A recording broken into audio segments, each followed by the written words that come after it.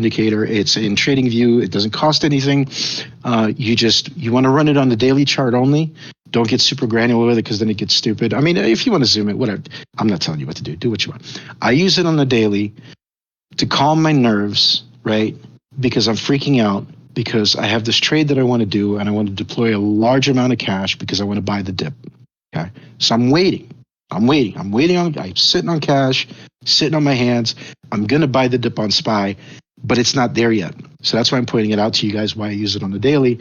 And you could always do a sanity check back there and see, okay, is it really a bottom, right? Everybody wants to call the bottom. For now, the only thing we have that's historical that does a reasonable job, and you could go back in all the days and take a look at the market breadth indicator. If nothing else, it'll show you when you're nearing the bottom with fairly high confidence, right? And you can bet the large operators have some fancier versions of this shit. So they know exactly when to buy.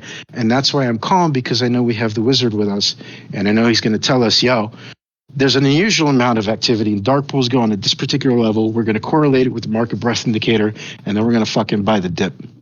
We're going to buy the real dip and ride that bitch all-time highs. Yeah. Okay. Well, unfortunately, at this rate, it might not be for 2 years. So well, I said I'm sitting on my hands and being patient.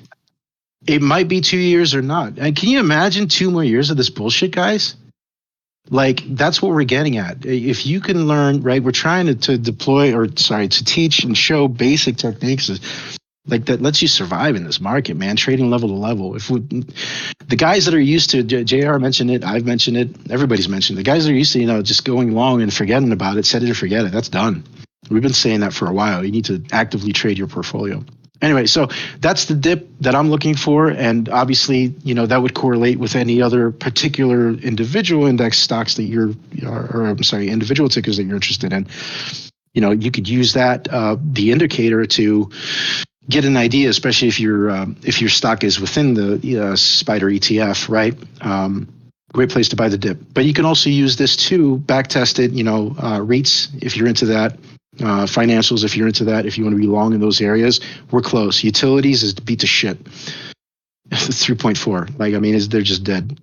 They're just dead.